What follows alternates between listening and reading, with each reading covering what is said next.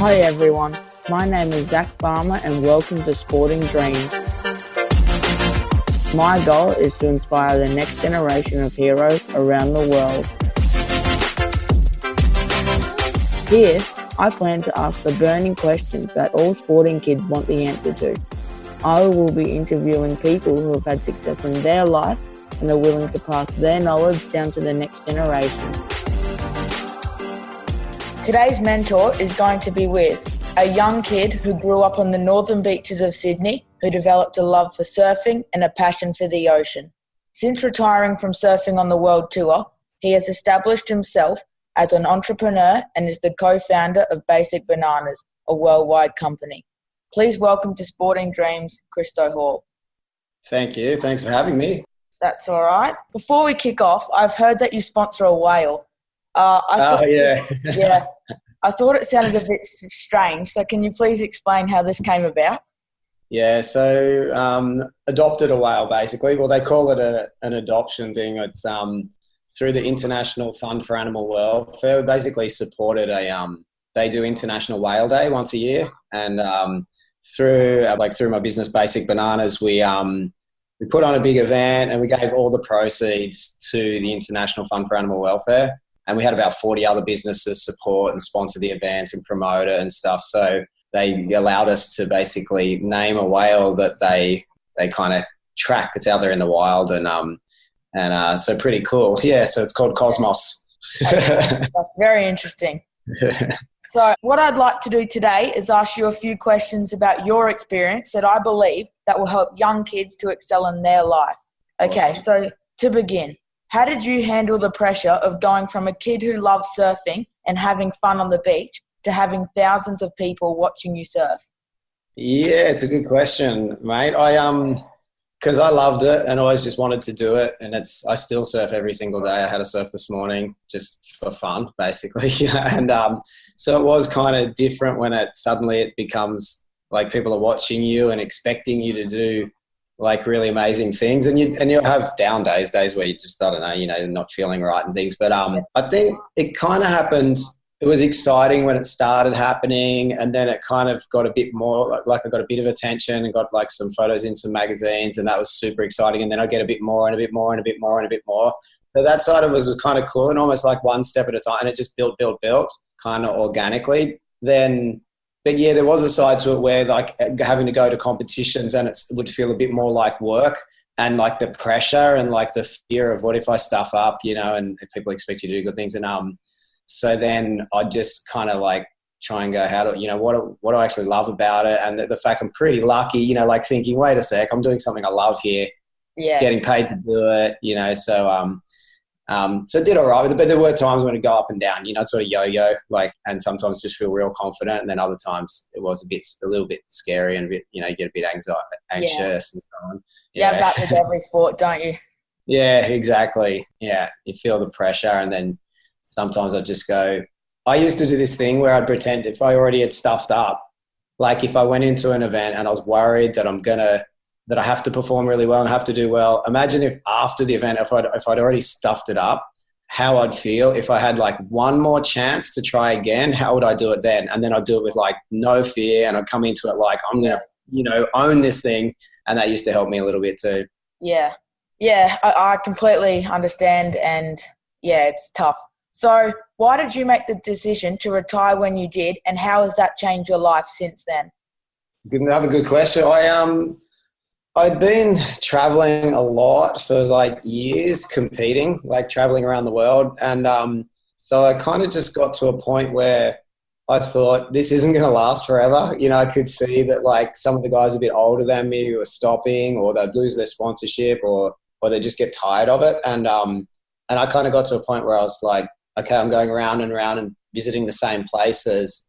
And I made money, but I spent a lot of money too, because when you're traveling all the time, you're living in hotel rooms and things, and everywhere you'd go, it's always like peak holiday season. So it's really expensive because you're like in Europe and these places. So everywhere is like the prices, and everywhere is like super expensive. So I kind of got to a point where I was like, wow, I better think about my future a bit more, so I don't just end up surfing forever and, you know, like, and then suddenly I'm going to be like this old man with like nothing and but I've had a good life, I guess. So, I basically, while I was still competing, started to run some business ideas on the side.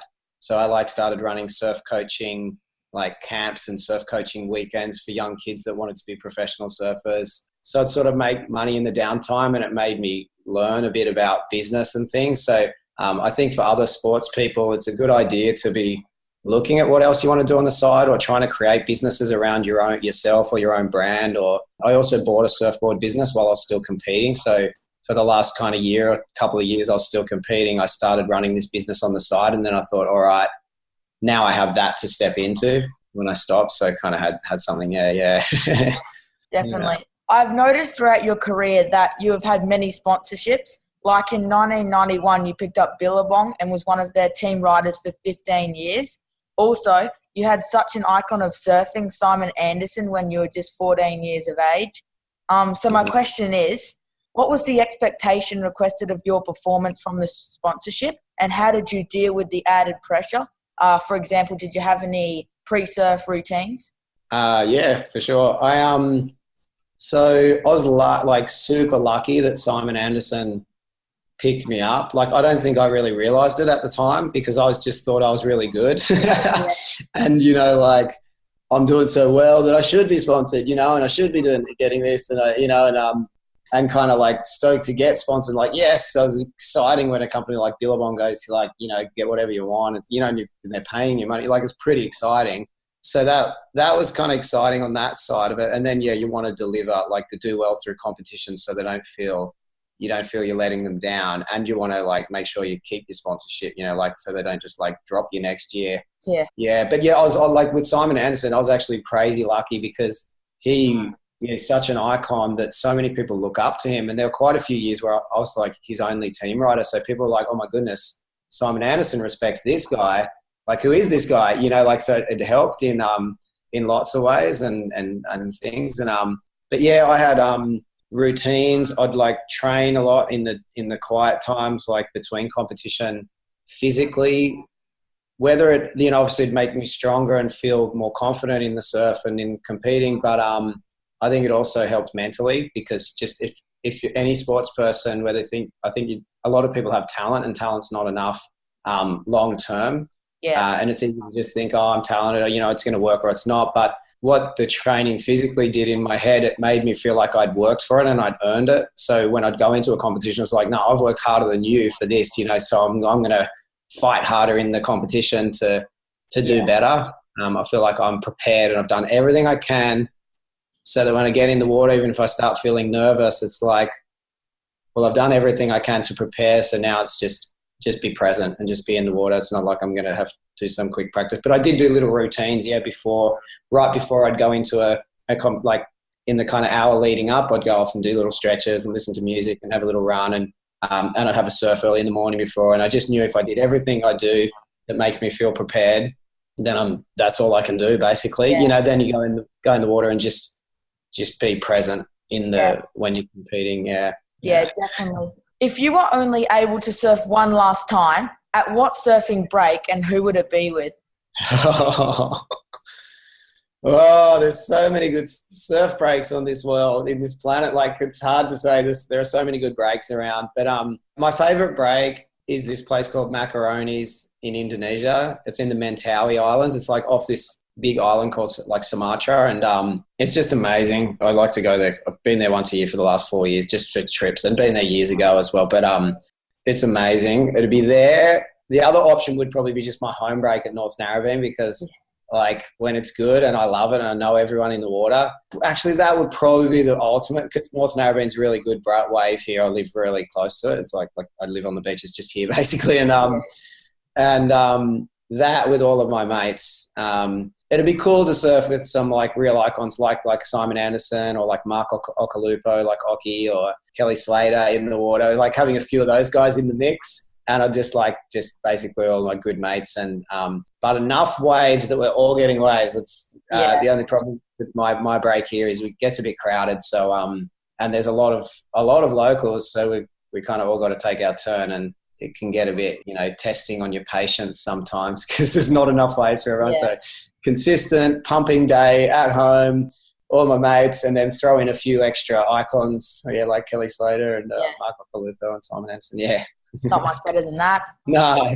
What's the biggest surf break what's the biggest wave you've ever had to, ride? Okay. A few different big spots, or like 3 big waves locations where I've caught my biggest waves, like Margaret River in Western Australia gets really big. And once we had an event there it was a world tour event, and it was massive. And I was out there in my heat, like the 30-minute heats were running like each, and I was out there competing. And then while we're in the water competing, they were like, the guys who were supposed to have gone in from the heat before mine were getting rescued like out at sea because they were trying to get in, but they got sucked back out because the currents were so strong that like jet skis are out there getting out in the middle of nowhere while my heat is still running. And then at the end of my heat, they like cancelled the event for the day because it was too crazy. It's been really intimidating. It was really full on. And when I was competing, it just go like push a bit harder than normal too. I got one wave in that event that was like one I'll remember for the rest of my life because it was just a monster. I just felt like I was like snowboarding down this thing. It was just so much time to think and just like cruise down it. That was a really big special time. And then other big waves at Sunset Beach in Hawaii, and also Waimea Bay in Hawaii. I had one good session at Waimea Bay where it was pretty big, and that was like pretty scary. And yeah, that was been intimidating. That's a pretty crazy break because you're a long way out and just pretty intense. Yeah. I can't imagine it would be fun for me, but yeah, good fun. But I might have that surf at Waimea. I think I might have caught 3 waves. Like 2 of them weren't even that good a waves, but I just caught one that was like a really big, and I was just in the perfect position where I came down a really steep like drop, like vertical face in the wave, and just kind of like a moment of like, oh, am I going to be okay? I'm going to make it. And then just feeling it like kind of my board grip to the wave and get traction and like, oh yeah, I'm on here. Like I'm good. I've paddled into it well. And so, yeah, I have a good memory of just this one wave there as well. It was like, that was pretty magic. Pretty amazing. Yeah. But I had like big surf. It can be scary anywhere. Like I surf some pretty big waves, but not like the crazy. There are some guys that are like the full-on extreme big wave guys that travel around the world with their jet skis just chasing like crazy big waves. And they're not even about performance. It's just about the biggest, craziest thing. I'm not like that, but I'll surf some big waves. And you can get big swells in lots of places. Even like, we get the odd crazy swell here, like in Sydney or like East Coast Australia, anywhere where you can get bigger swell and have a lucky day when it turns on, and then it's good fun. You get a bit of adrenaline and yeah, definitely. Good times. Yep. Yeah.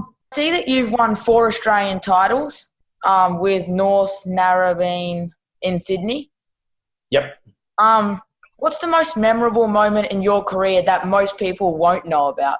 Oh, that's a good question. Those ones are super special moments for me and in my memory because a team's event, you're representing your beach, and it's like representing like a sports club. Like in surfing, we have these board riders clubs. So it'd be like representing your local football club or something. If only 5 people, there'd be 5 of us that would represent the beach.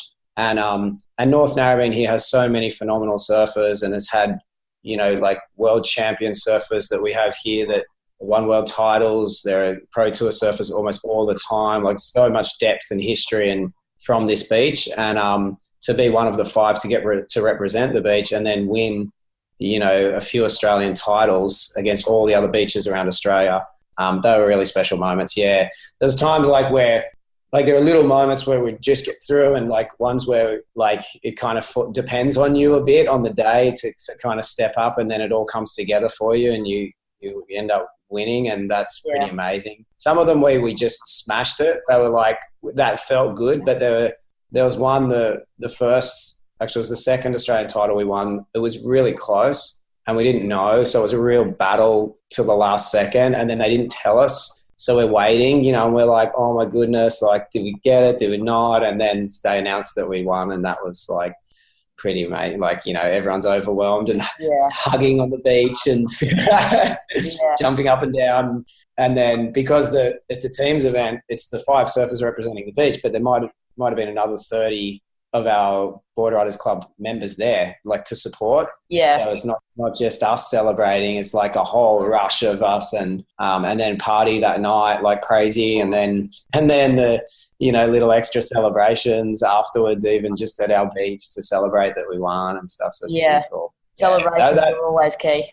Yeah, exactly. Yeah. So they're good, memorable moments. Yeah, for sure. Yeah. In 5 words or less, what would you say is the most important attribute to becoming successful? I'd definitely say being coachable, like being teachable, because not thinking you know it all.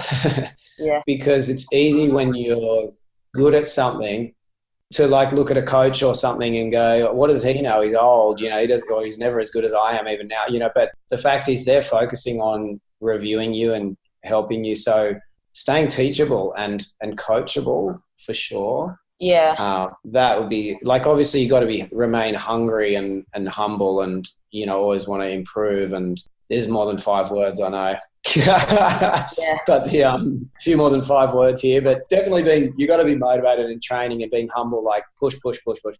But just, I think staying teachable, staying flexible, because it also helps you like look for better ways to do things, and find people to help you and things.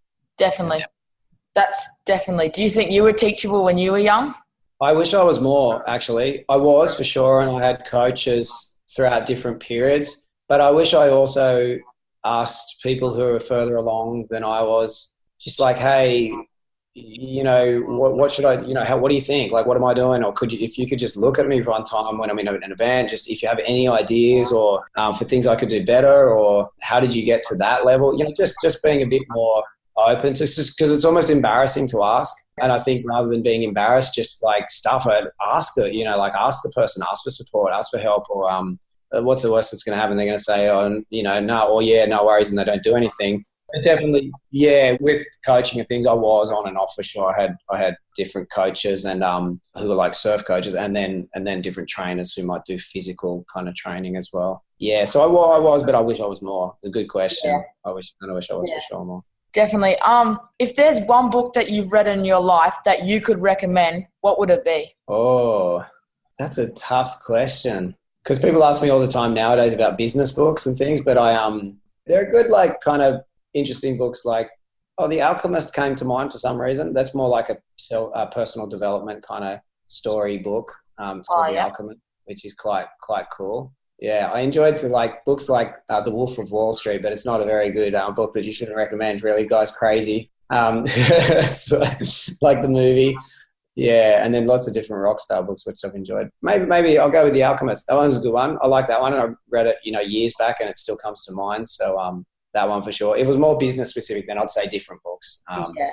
Something like the E-Myth or something like that. That's a good little book for people who want to be growing and building a business. There's one called the E-Myth, which is cool. Yeah. Okay. Well, that's all for today's interview, Christo. It has been an honour to have you as a guest of my show, and I'd like to thank you for being here today. Thank you. You're very welcome. Thanks for having me on the show, and awesome questions. And maybe some point in the future, invite me back. That's good. And I wish you all the best for the future with whatever you decide to do. Thank you. Thanks, mate. Thanks for having me. That's all right. That's all for this interview today. I know that everyone has taken away as much as I have from this sporting legend. Be sure to subscribe to my podcast and YouTube channels for more amazing interviews, and follow my Instagram and Facebook accounts for motivational ideas and to help keep you focused on your sporting dreams. All links people mentioned will be in the description or the show notes. So I can achieve my dream to inspire hundreds of thousands of young sporting stars. Please share this to anyone you believe will benefit from this, and leave a review or comment on my podcast or via social media. Be sure to tune into the next episode at Sporting Dreams. See you then.